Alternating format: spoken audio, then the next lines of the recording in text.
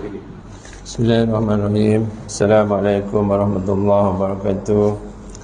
Alhamdulillah rabbil alamin, wassalatu wassalamu ala asyrafil anbiya'i wal mursalin wa ala alihi wa sahbihi ajma'in. Tuan-tuan yang dirahmati Allah sekalian, syukur alhamdulillah dapat kita bersama-sama pada hari ini. Jadi dalam masa yang berbaki ini, sebelum kita mendengar khutbah, ada satu taklimat yang telah disampaikan, ada satu arahan ataupun satu hebahan yang telah dikeluarkan oleh pihak JAIZ dan PAID, juga berhubung dengan isu-isu berkaitan pilihan raya umum ke-15. Minggu lepas dan beberapa minggu ada juga pengumuman, tapi kali ini adalah bersifat lebih detail. Ada 14 perkara di sini yang telah disenaraikan dengan begitu jelas dan dengan teksnya sekali. Jadi saya mengambil kesempatan untuk membacakan sajalah kat sini. Mudah-mudahan dengan hebahan ini akan memberi maklum kepada kita semua dan juga kepada, terutamanya kepada masjid, surau-surau, musola, surau Jumaat dan juga institusi sekolah-sekolah agama yang di bawah kendalian pihak JAIZ. Ini adalah sangat penting untuk memastikan keharmonian institusi masjid yang di bawah kawalan JAIZ terjaga.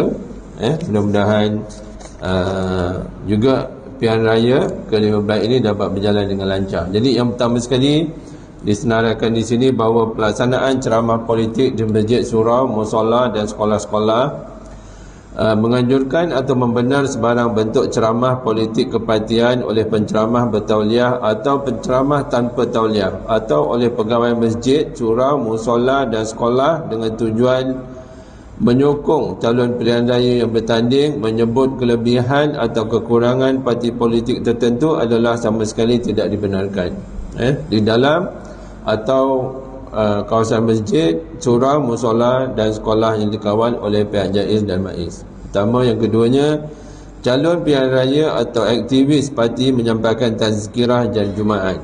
Jadi apa pula keadaannya? Situasi ini sering berlaku setiap kali berlakunya pilihan raya kecil, PRK atau pilihan raya umum, PRU, menyampaikan tazkirah dan kuliah oleh calon atau aktivis parti politik tertentu adalah sama sekali tidak dibenarkan. Perkara ini amat sensitif dan boleh mengundang perpecahan masyarakat dan rasa tidak puas hati. Institusi masjid, surau dan musola hendaklah dipelihara agar terus kondusif sebagai pusat ibadah umat Islam dan mampu memperkukuh usaha-usaha penyatuan umat. Nombor 3, mengimamkan solat dan menyampaikan khutbah oleh calon pilihan raya. Tanggungjawab mengimamkan solat Jumaat, solat fardu Jumaat, solat fardu 5 waktu dan menyampaikan khutbah Jumaat adalah menjadi tugas hakiki kepada imam masjid atau surau yang dilantik oleh pihak MAIZ atau imam masjid karya atau surau yang dilantik dengan kebenaran JAIZ. Untuk itu, calon yang bertanding dalam PRU 15 adalah sama sekali tidak dibenarkan untuk menjadi imam dan menyampaikan khutbah Jumaat bagi mengelakkan suasana tidak selesa, kurang senang dan berlakunya perpecahan jemaah. Nombor 4, kedudukan YB Exco Agama dalam tempoh kempen pilihan raya. PRU 15 pada kali ini tidak melibatkan pilihan raya negeri PRN bagi negeri Selangor. Kedudukan YB Exco Agama Negeri Selangor, YB Ahmad Zawawi bin Muhammad Mughni yang mempunyai tauliah khas untuk berceramah, bertazkirah, membaca khutbah dan mengimamkan solat akan dilihat mendapat advantage kepada diri dan parti politik yang diwakilinya. Duli Yang Mulia Tuanku telah menitahkan agar kebenaran berceramah, bertazkirah, mengimam dan berkhutbah kepada YB Exco Agama adalah tidak dibenarkan dan perlu ditangguhkan sehingga selesai pengundian. Ini bagi mengelakkan tanggapan negatif dan prejudis kepada pihak MAIZ dan JAIZ oleh parti-parti politik yang lain. Nombor 5, kedudukan YAB Datuk Menteri Besar dan YAB Perdana Menteri menyampaikan ucapan. Dalam pelaksanaan pilihan raya kecil PRK dan PRU pernah terdapat permohonan dari penganjur untuk mengadakan majlis khas dan menyampaikan ucapan atas kapasiti masing-masing sebagai Menteri Besar dan Perdana Menteri. Penganjuran majlis dibuat di kawasan masjid, surau atau sekolah disebabkan faktor keluasan dan kesesuaian. Kes umpama ini tidak mustahil akan berulang sekiranya tiada suatu ketetapan dibuat. Program seperti ini tidak mustahil akan berlaku. Sebarang kemungkinan situasi seperti ini hendaklah dimaklumkan kepada pengarah JAIS. Pengarah JAIS terlebih dahulu untuk mendapat pandangan. Nombor 6, larangan menggunakan nama calon pilihan raya. Menjadi kebiasaan kepada semua calon pilihan raya untuk bertemu seramai mungkin para pengundi, termasuklah menziarahi institusi penting yang dirasakan oleh mereka, termasuk masjid, surau, musola dan sekolah. Berhubung perkara ini, pentadbir masjid, surau, musola dan sekolah adalah dilarang sepenuhnya dari membuat sebarang pengumuman kehadiran calon berkenaan bagi mengelakkan sebarang sentimen yang dikaitkan dengan parti politik. Nombor 7, pengantung poster, bendera parti dan eran bahan kempen.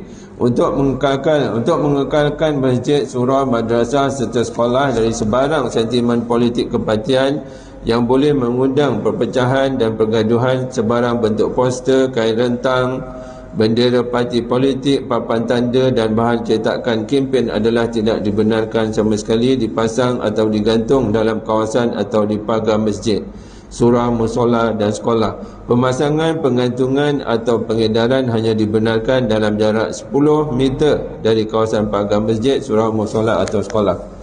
Mengadakan majlis dihadiri calon atau wakil parti politik. Program kuliah dan tazkirah yang telah ditetapkan dalam jadual sedia ada boleh diteruskan untuk dilaksanakan. Walau bagaimanapun, semua pentadbir masjid, surau dan musola serta sekolah adalah dilarang sama sekali untuk mengadakan majlis khas bagi membolehkan keterlibatan calon, wakil atau mana-mana pihak lain yang dikaitkan dengan parti politik tertentu dalam majlis tersebut.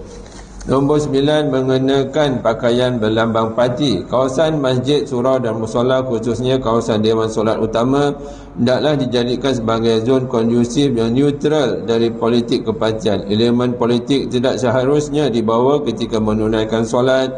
Jemaah dan penyokong tegar parti politik adalah diminta untuk tidak memakai pakaian mengandungi logo parti atau gambar calon yang bertanding ketika menunaikan solat.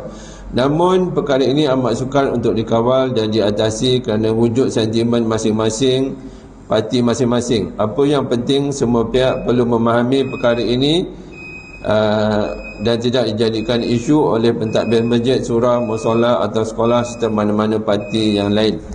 Nombor 10, penglibatan pegawai atau jawatankuasa dalam aktiviti parti dan kempen politik.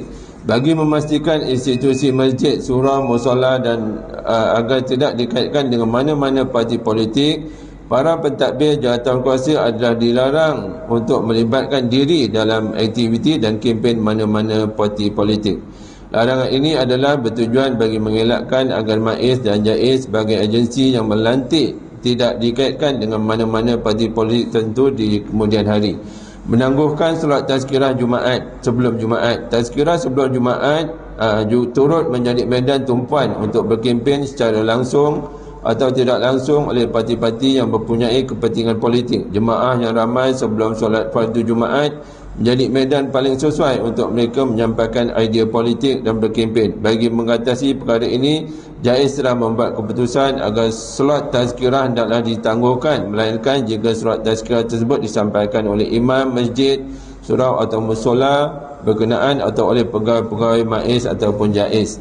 Nombor 10, tidak dibenarkan menganjurkan majlis khusus yang boleh diambil kesempatan oleh parti politik. Pentadbir masjid, surau, sekolah, agama dan swasta dilarang sama sekali untuk menganjurkan sebarang majlis yang dirancang khusus untuk mendapat apa-apa bantuan atau sumbangan daripada pihak-pihak tertentu sempena kempen pilihan raya berjalan. Edaran surat khabar selama kini, buat sementara ini pengedaran surat khabar terbit Kerajaan Islam tersebut di masjid, surau, musolah masih dibenarkan, melainkan setelah pihak JAIS menerima aduan atau bantahan dari masyarakat umum. Nombor 14, pengajuran apa-apa program kebajikan yang seolah-olah mempunyai tujuan kempen politik. Program seperti ini jika dibuat dengan campur tangan parti, dengan campur tangan politik seperti penggunaan logo atau lambang parti-parti tertentu adalah sama sekali tidak dibenarkan. Perlu diingat bahawa kerajaan Negeri Selangor adalah masih wujud dan tidak dibubarkan berbanding Parlimen di peringkat persekutuan. Sehubungan dengan itu, penganjuran sebarang program berunsur kebajikan seperti jelajah jualan ihsan rakyat Selangor oleh mana-mana agensi di bawah kawalan kerajaan Negeri Selangor tanpa perlibatan parti politik atau penggunaan logo parti politik tertentu adalah masih dibenarkan. Jadi itu sahaja tuan-tuan yang dapat saya sampaikan. Mudah-mudahan ia sikit sebanyak dapat memberi panduan kepada kita semua. Assalamualaikum warahmatullahi wabarakatuh.